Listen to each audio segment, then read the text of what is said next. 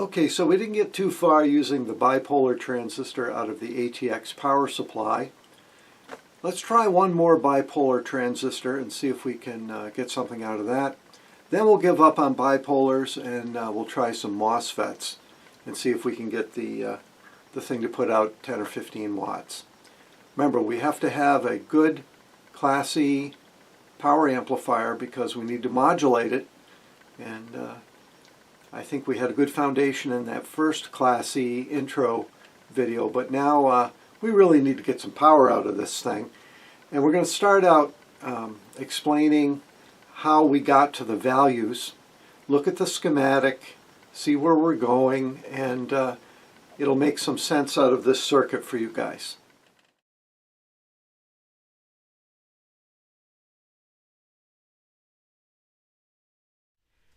So Mike, what about some schematics? Where are we in this design? Yeah, here's where we started.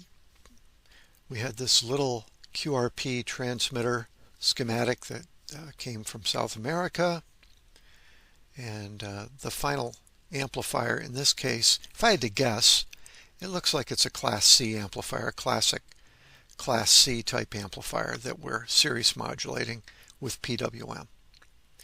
So this is where we started.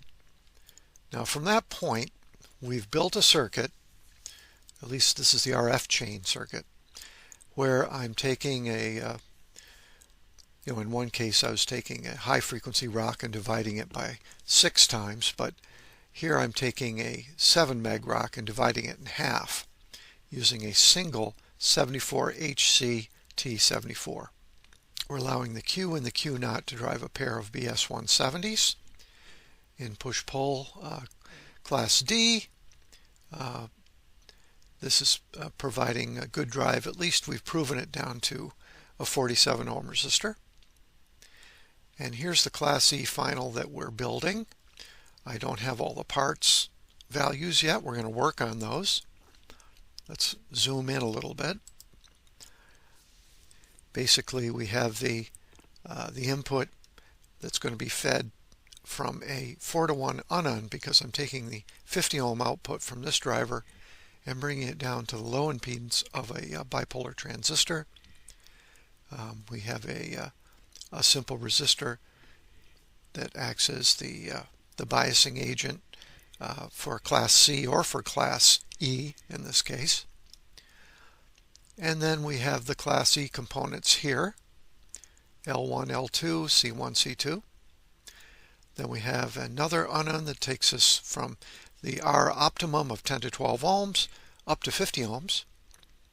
And then we have a harmonic filter that's going to turn this into a really pretty sine wave in the 75 meter band. So it would be pretty ridiculous if I didn't cite at least one paper by Nathan Sokol when we're designing this Class E amplifier. So, by the way, it says here that his company was Design Automation Incorporated in Lexington. Let's go down to the place where he actually gets into the formulas, and he's going through the explicit design equations. Now, I usually don't like to do explicit things on YouTube, but in this case, we're going to have to get a little bit explicit. And he's talking about VCC and the Q of the coil, and what power you want to put out, what's your optimum resistor, and he's breaking down the equations and getting you C1, and he's getting C2, and then you get L2, and so on. So this is really nice, but you know what? People have taken all this math and they've broken it down and put it into some really nifty online tools. Let's go that direction instead of trying to figure out these formulas. So nobody wants to go through those formulas and do the calculations longhand on paper. It's a lot of fun to do that kind of stuff, but it's also fun just to use an online tool. And VK1SV has developed this really neat tool. Let me just move this off. Has developed this really neat tool to do your Class C calculations, and it allows you to play around with different values to try to optimize your parts so that you can use something closer to standard parts. So let's see how we can use this for this bipolar design, and hopefully it will also work for the FET design, the MOSFET design. It's interesting that Sokol doesn't really worry too much about the actual switch type that you're using. He doesn't care if it's a bipolar or a MOSFET or a gallium arsenide HEMT device. Just as long as it's a switch, it will work.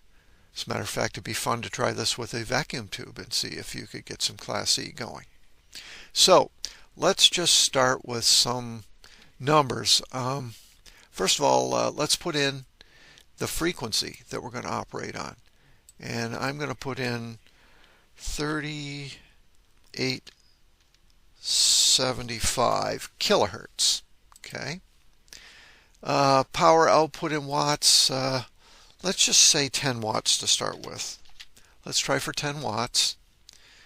L1 in millihenries, we can use a 1 millihenry. We can do a 0.1. 0.1 millihenry, that should be fine for the 80 meter band.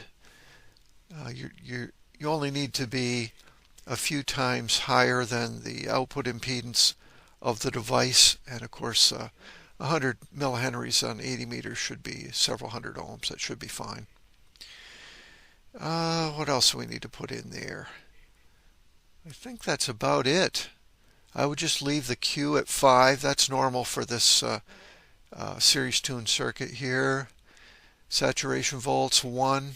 I guess that's okay. I'm going to leave that there. Let's hit calculate. Okay, what is it giving us here? I think we got, oh, we didn't change our voltage. We want 15 volts, don't we? Yeah, let's put 15 volts in instead of 12.5 and hit the button. Okay, here we are. So R in ohms, that's over here, is 10.12.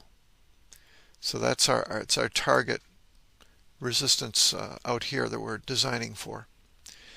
C1 is 0.859 right here, and we know that the device has about 60 picofarads of capacitance from the data sheet.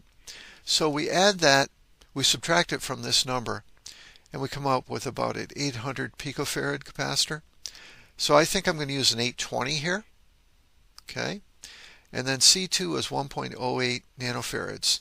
C2, so I'm just going to use 1,000 picofarads there. L2 is near 2 microhenries. I'm going to use a 2 microhenry coil there. So there we go. I think we have all of our values. We'll use an 820 here, 1,000 puff here, 2 microhenries here, a 100 microhenry or a 0.1 millihenry choke here, and we're designing for 10 ohms. Looks good. So the next thing we need to do is design L1. We're looking for 2 microhenries. We'll go to our toroid coil winding calculator. And first let's do the radio frequency choke. Ferrite, we want 100 millihenries. We're going to be using a FT50 core size. Calculate. That does not look right. Oh, not 100 millihenries.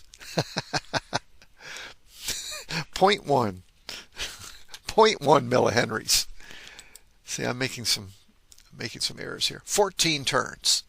We need to put 14 turns on the Type 43 FT50. Okay, so that's our first coil taken care of, our radio frequency choke. Next, let's do the 2 microhenry. Okay, it's a powdered iron. We need 2 microhenries. We're going to use the T50,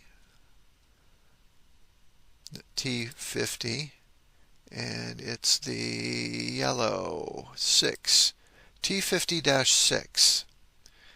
Calculate. 22 turns. 22 turns. So there we are. We're ready to do our Class E. And we've got all of our components figured out. And similarly, we could certainly, design a Butterworth low-pass filter for the output to take care of our harmonics. There's plenty of designs, and you can go through these formulas and, get a nice filter and so on. But I'm a little more lazy than that too today, because I think a lot of people have designed 75 and 80 meter low-pass filters. I don't need to reinvent that. So you guys think that's lazy. The low-pass filter that I'm going to attach to this, I just want to use an 80 meter low-pass, so I've gone to 2E0DFU's site, and he's got a little chart here he's using with his soft rock or whatever it is. It's an external low-pass filter, and he's done the designs for us. And he's calling for 2 390 puffs and 1,000 puff in the middle. And he wants, he's even done the core for us. He says basically you want 2.5 microhenries or 29 turns at number 26 or 17 inches on a T37-6 yellow core. So that's the design for that. But you know what? I'm going to make my 2.5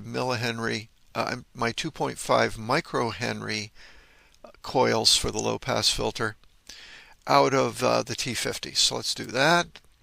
We go back up. We want 2.5 microhenries, T50, yellow. Calculate. Looks like I need 25 turns.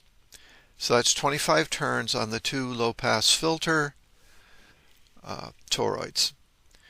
And then for the 1 to 4 Unon, I'm simply doing same core size, but I'm using ferrite and number 43 material, and I'm just putting 10 bifilar turns on the type 43 to produce the 1 to 4 Unon that I'll be using in between the output of the Class E and the input of the low-pass filter. That's it. So that's the lazy man's way of designing the Class E.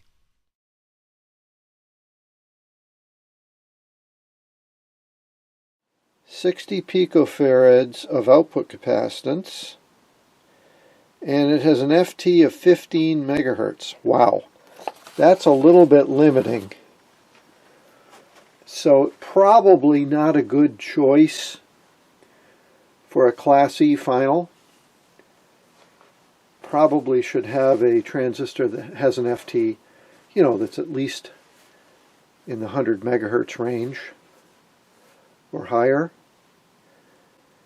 And it doesn't have a lot of gain either. If you hit it with the switching pulse, I'm sure it'll do something. So as a precaution, the first thing that I've done with this particular circuit, which looks a little bit complicated to you guys, so I'll go through it slowly, is I've got a 4-to-1 transformer right up front. In other words, we're coming in at 50 ohms, let's say. It's going to transform that down to around 12 ohms. That's just a safety thing, because if you try to drive a really low load, you're going to pop these 2 FETs on the driver. So we do have to do some impedance matching in order to go into the very low input impedance of the bipolar transistor. I haven't got much going on the base. I just have a 220 ohm resistor and a ferrite bead to ground. I have a 1 millihenry choke, and it's not even a very good choke. It's just one of those little pot cores. Then I have the Class E network, which is a shunt C, Series L. So at this point, I have a fairly low impedance. This thing was asking for, something like a 10 ohms at this point to make it go into Class E properly. So I have another one of those 1 to 4s, this time the other way. It goes from low to high, hopefully bringing me back up to 50 ohms here. And this network is just simply the harmonic filter. So I hope you all caught that. Looks like a lot of parts, but let's see what happens when we turn this thing on. Will the driver be able to drive this old ATX power supply switching transistor, the bipolar? So we'll turn her on and bring up the voltage to around 15 volts. And my God, it's hard to believe, but the meter did move. We're putting out almost 2 watts. So I would not call this a victory because we're drawing half an amp at 15 volts. That's around 7 watts input. Give a watt to this, 6 watts input. And we're only getting 2 watts out. That's not very good efficiency. So I don't think the 2SC3150, right out of the ATX power supply, is a great way to start with our Class E experimentation. So let's not despair about our little bipolar transistor. Let's go back to the original schematic to see if we've got any hints here. He's using something called a BD139 transistor. BD139. Now I looked that up, the 139, and this series is just a difference in voltage. So you have the 135 is 45 volts, 139 is 80 volts. So it's the highest volt part. I already like what I see because down here we can see it has some HFE that's guaranteed minimum, of 25 to 40, and it could be as high as 250. And this is very encouraging. And look at the FT. The transition frequency is between 50 and 250 megahertz. So right out of the box, this BD139 that he's using is a better transistor than that one that we dug out of the old AT power supply. So I thought of trying to use a CB transistor. I knew that the final amplifier in the CB, there's the final right there. These are probably the push-pull modulators. This transistor right here probably out of a CB would be a good choice. So I pulled one out of a CB, and it turned out to be a 2SC2078. And there's also some things being given away here in this CB schematic. As you can see, they're using, it looks like a 68 ohm resistor to ground. They've got a resonant circuit here that's probably for just building up the signal at the base. And they have a little resistor here, 5.6 ohms, right on the base as a stabilizing anti-parasitic resistor. Lots of good hints here. So let's look at that transistor, the 2SC2078. Okay, it's an 80 volt part. That's good. Looks like it's capable. It has a 10 watt power dissipation. 100 to 150 megahertz. That's excellent. And HFE 25 to 200. So these are all good numbers, similar to that BD139. So let's see if we can do something with this transistor. So here we are with the 2SC2078 transistor. It's putting out a little more than 10 watts.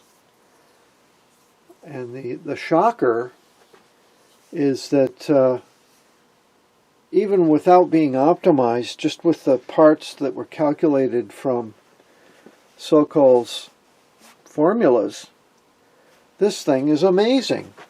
It's just a little CB transistor, but 10.2 watts out, 715 milliamps, 15.7 volts. That's 90.9% with no optimization. And I know I'm mismatched. I just using these 4-to-1 balance to just kind of, match the thing somewhat. It's unbelievable. It's a whole new ball game.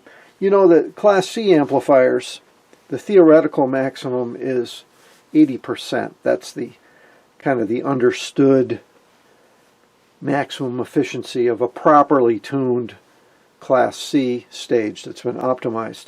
And this thing's doing 90.9% with no optimization. Just throw the parts on the board and it works.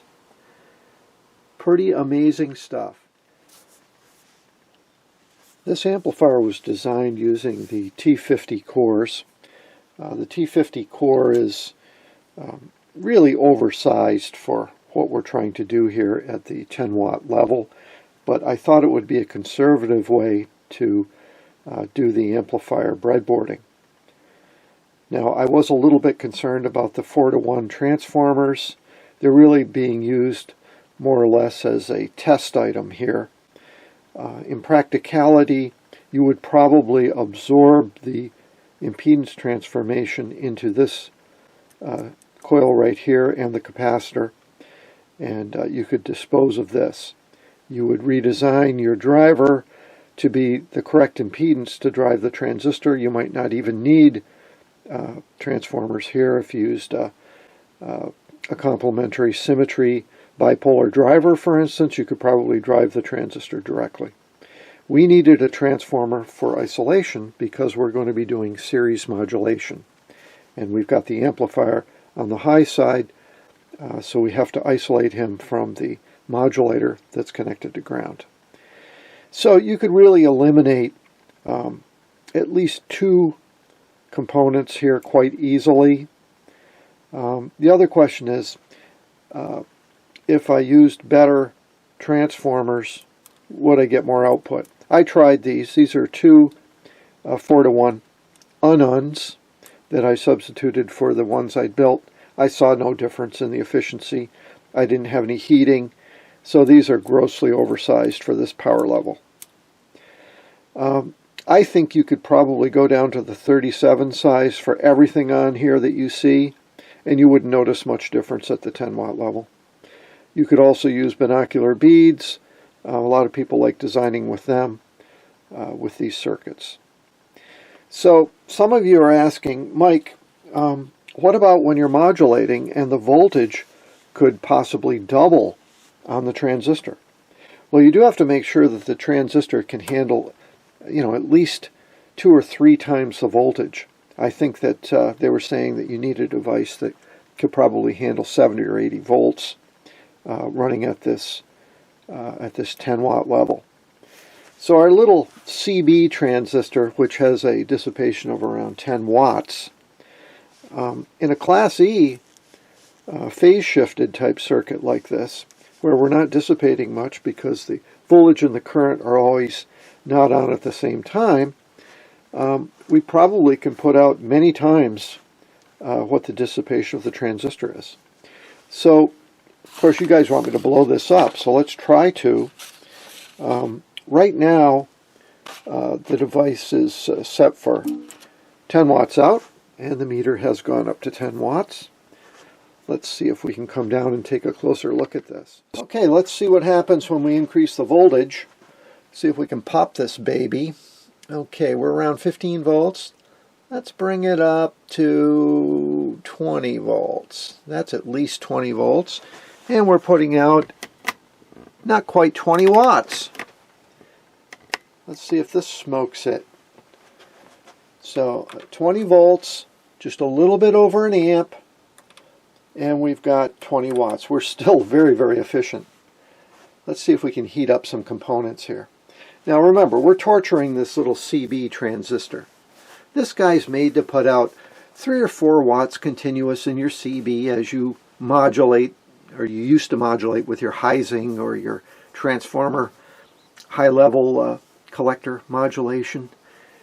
It was never designed to be used in a Class E amplifier like this. So This is the first time this device has ever put out anything like 18 or 20 watts. And it's probably saying, Mike, what are you doing to me?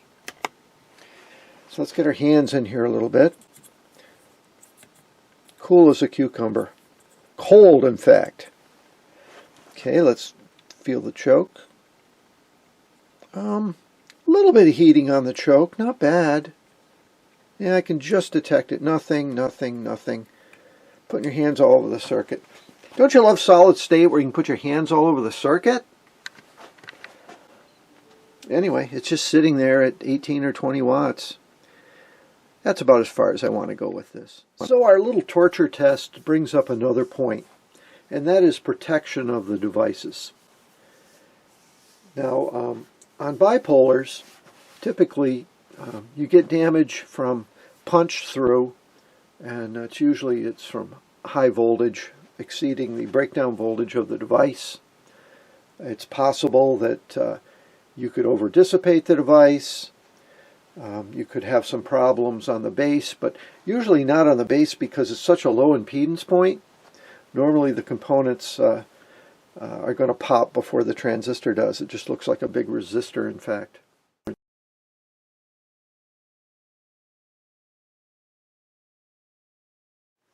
So I finally have mounted a MOSFET on the Class E power amplifier test board. I'm using an IRF 630. Now the 630 is fairly dated MOSFET. It's certainly not state-of-the-art. You can see that it can handle a gate-to-source voltage of plus or minus 20 volts. And what else do we know about this? Certainly high enough voltage. Let's look at the input capacitance. That's interesting. Looks like the input capacitance is running 575 picofarads. The output capacitance is only slightly higher than the bipolar, so I'm not going to touch the output circuit at all. So we're in the ballpark of being able to drive without the input balun or the input unun we had to use for the bipolar. So I've done a little bit of adjustment. I have removed the input unun. We're going to try to drive directly off the original driver circuit. I've removed the 20 ohm input resistor we had on the bipolar, which is to ground, and replaced it with a 2.7K resistor, which provides a return for the input. And I've added an 18 volt Zener diode from the gate to ground to protect the MOSFET in case we go above that plus or minus 20 that's on the data sheet. So we have a protection Zener, we have a 2.7K resistor, both of them to ground, a 0.01 coupling capacitor on the input coming right out of our driver. Make sure we don't have any short circuits. Let's slowly bring up the power and see if this thing even reacts. Okay, I'm bringing up the juice. Oop. Oh yes, I am getting some RF output. Okay, let's bring her up to 12 volts. Okay, it's putting out 10 watts. Yeah, it's basically doing the same as the other, but the current draw is a little more. I noticed that off the bat. Now, the inefficiency is showing with this stage. I can feel warmth on the heatsink. It's really heating up. Well, I've got the efficiency really much better, and all I'm doing is basically driving the gate harder.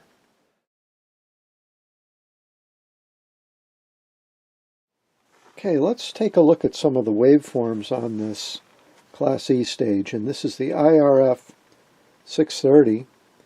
First we'll look at the drive right at the input, which is the gate of the device. Okay, if we look over at the scope, it's about 15 volts peak. And it's a peak-to-peak signal, but It's being rectified by the device. Now let's work to the drain. This is going to be high voltage now. You can see the drain is really popping some pulses out of it. And remember, that's 5 volts per division. There's a lot going on here. Then we're going to go through the series resonant circuit and look at R0. Okay, kind of a triangle wave. Then we're going to go into the first section of the filter. And of course it's looking like a wonderful sine wave. I'm going to go 10 to 1 on the probe.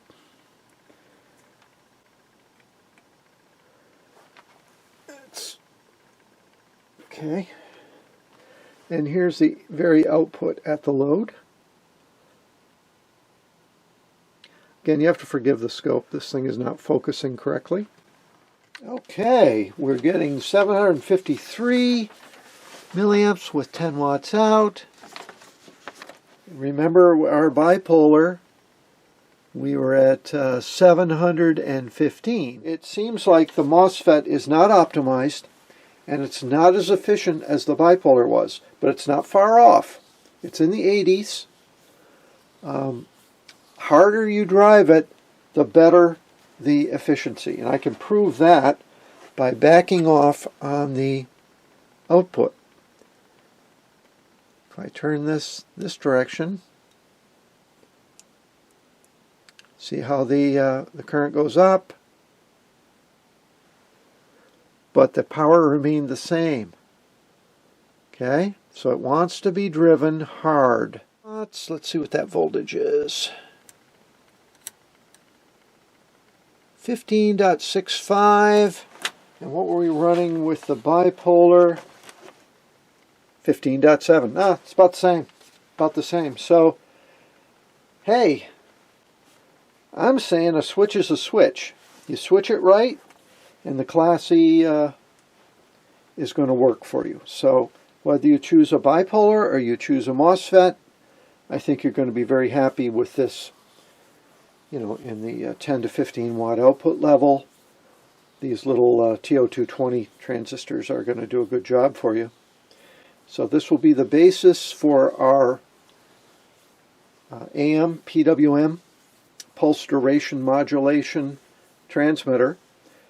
In the next video, we're going to get into the actual modulator stage, which is the PDM part of it, and we have to do a filter between the PDM modulator and the actual RF amplifier, the Class E stage. So that's coming up in the next video. Wow, did we get a surprise, huh? Guess what? Class E isn't all about MOSFETs. Anything can switch. A bipolar transistor is an excellent switch. So is a MOSFET. So we can do Class E topologies using whatever device can switch very fast. Think about that.